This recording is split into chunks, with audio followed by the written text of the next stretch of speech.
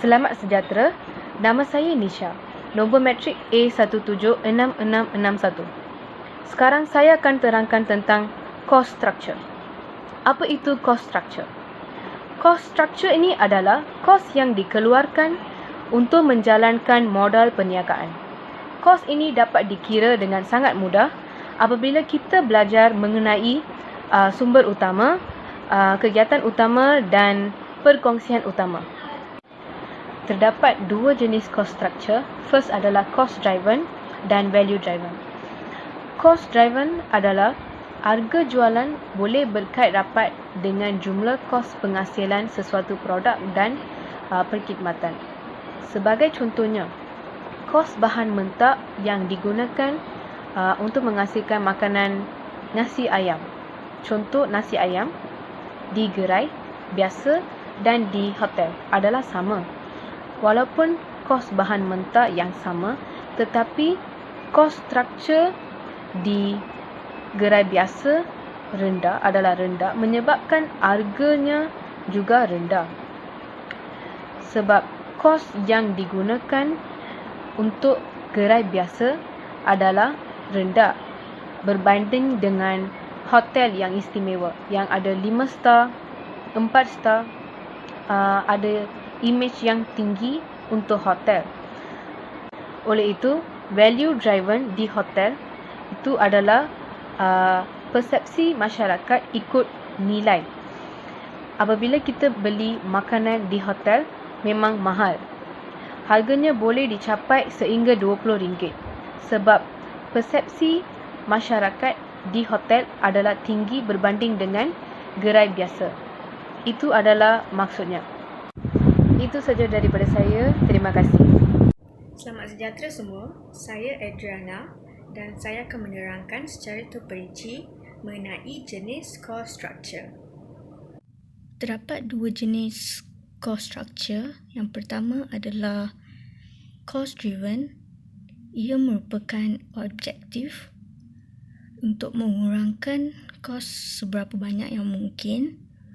Ia juga menggunakan value proposition (VP) yang menawarkan harga yang rendah. Seterusnya, cost driven merupakan proses otomasi secara maksimum. Ia juga menggunakan sumber luaran dengan outsourcing. Seperti contoh, syarikat penerbangan AirAsia menawarkan tiket murah dengan kaedah pengurangan kos tanpa makanan dan minuman. Makanan dan minuman boleh dibeli di dalam kapal terbang ataupun secara berasingan. Orang ramai juga digalakkan membeli tiket secara online dan check-in juga boleh dilakukan secara online ataupun melalui kios di syarikat penerbangan tersebut. Yang kedua, value driven. Ia tidak lihat kepada implikasi kos terhadap produk atau perkhidmatan.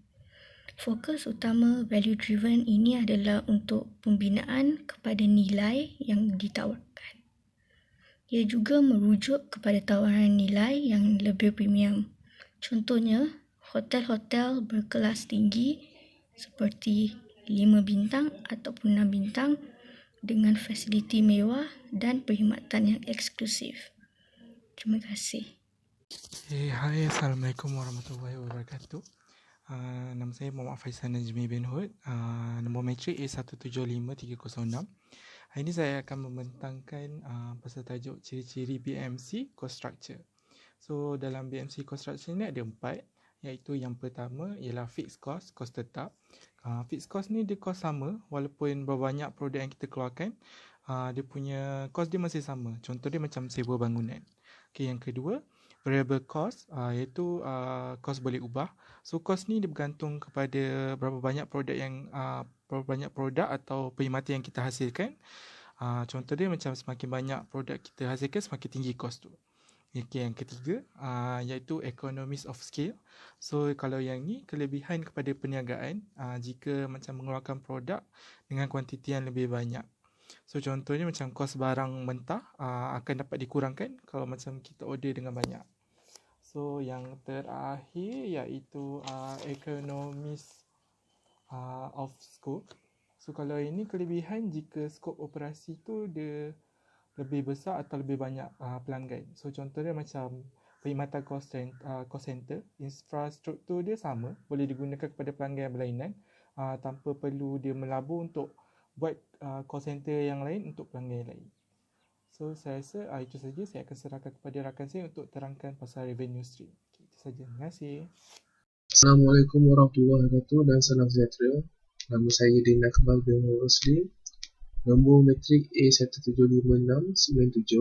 Saya daripada kumpulan 7 yang akan membentangkan cost structure dan revenue stream hasil daripada perbincangan BMC model kita sebelum ini. Pada hari ini saya akan membentangkan tentang revenue stream iaitu aliran pendapatan.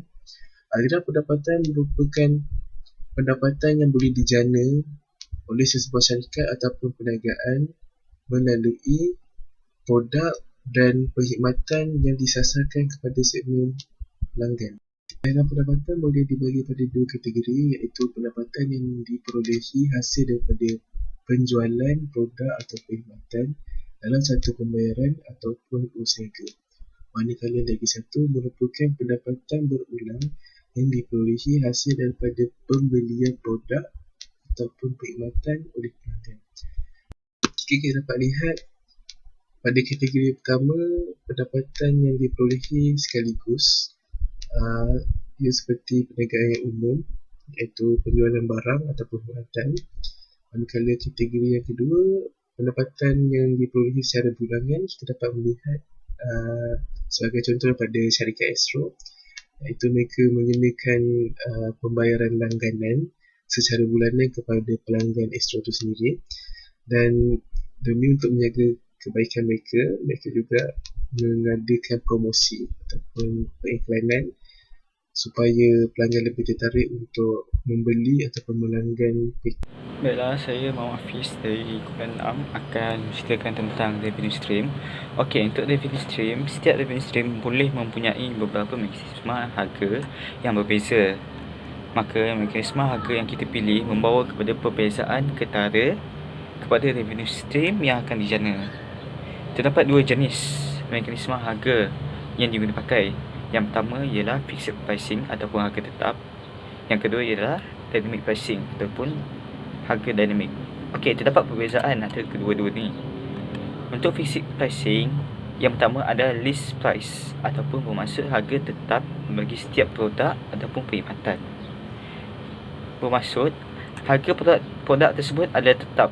Contohnya seperti harga kawalan, tepung, gula, semua mempunyai harga yang tetap. Maka itu adalah tersebut dalam list price. Yang kedua ialah produk feature dependent. Harga bergantung kepada kualiti produk atau value proposition. Bermaksud harga produk tersebut bergantung pada jumlah kuantiti mereka. Berapa banyak pelanggan beli produk tersebut, maka harga itu adalah tetap. Sepertinya jika beli 2 adalah RM5, maka di semua tempat tersebut pun sama juga, 2 RM5. Yang ketiga adalah customer segment. Harga bergantung kepada sasaran segmen pelanggan. Terdapat produk yang khas kepada golongan muda dan golongan tua, maka harga-harga ini ditetapkan kepada sasaran mereka. Contohnya jika sasaran lebih kepada golongan muda, maka harganya adalah sedikit berbeza daripada sasaran yang bergantung kepada warga tua. Yang keempat ialah volume depend. Harga bergantung kepada kuantiti, lebih banyak lagi kurang harga. Contohnya seperti bundle. Bundle jika kita lihat, jika kita beli banyak lagi murah berbanding jika kita beli satu-satu di kedai lain. Maka volume depend ini adalah bergantung kepada kuantiti harga yang kita beli tersebut. Lagi banyak kuantiti kita beli, lagi kurang harganya.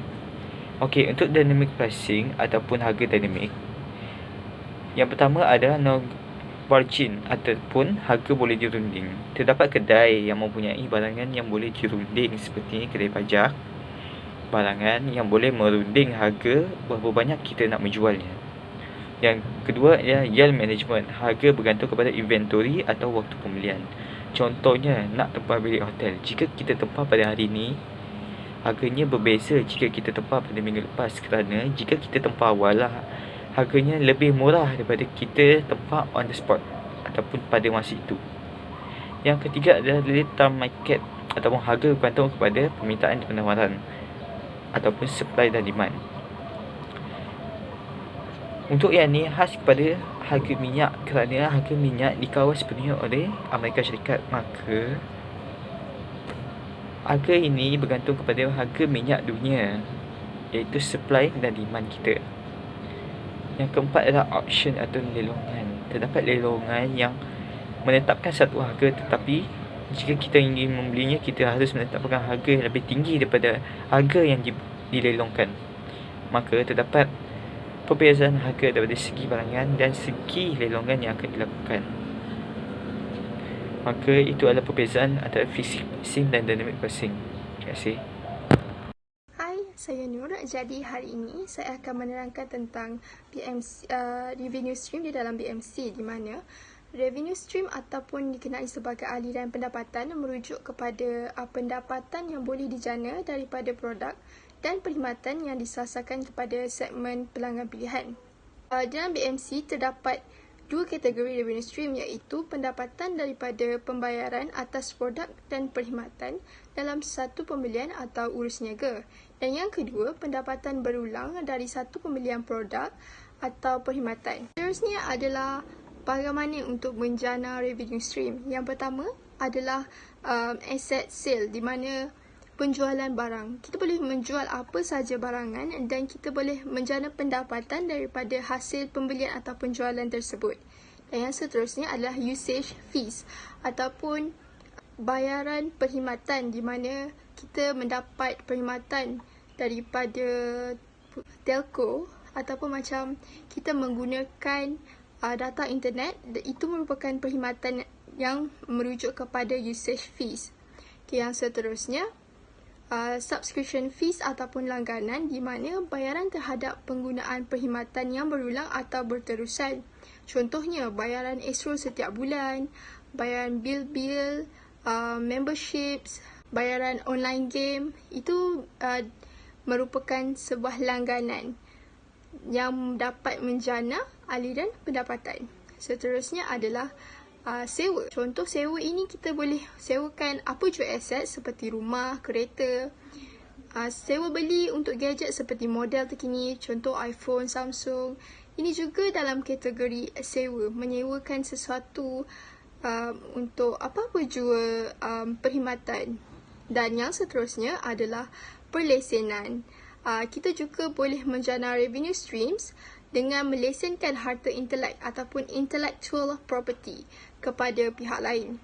Boleh lesenkan trademark dan patentkan kita kepada pihak lain dengan bayaran tertentu. Itu juga dapat menjana aliran pendapatan. Dan yang seterusnya adalah brokerage fees ataupun ini merujuk kepada revenue stream yang selalunya dijana melalui bayaran komisen. Contoh bayaran beberapa persen daripada jualan rumah pihak lain kepada pembeli. Itu merupakan brokerage fees. Okay. Dan yang terakhir adalah pengiklanan. Pengiklanan ini boleh dilakukan atau digunakan untuk menjana revenue stream, di mana sebagai contoh apabila kita membuat vlog, kita meletakkan di YouTube dan kita boleh memasukkan iklan ataupun kita membuat iklan di dalam kita punya vlog, contoh sejam, tapi ada setiap atau ada satu masa kita letakkan iklan, dan iklan itu yang akan dibayar. Jadi kita boleh menjana aliran pendapatan melalui iklan. Sekian sahaja dari saya. Terima kasih.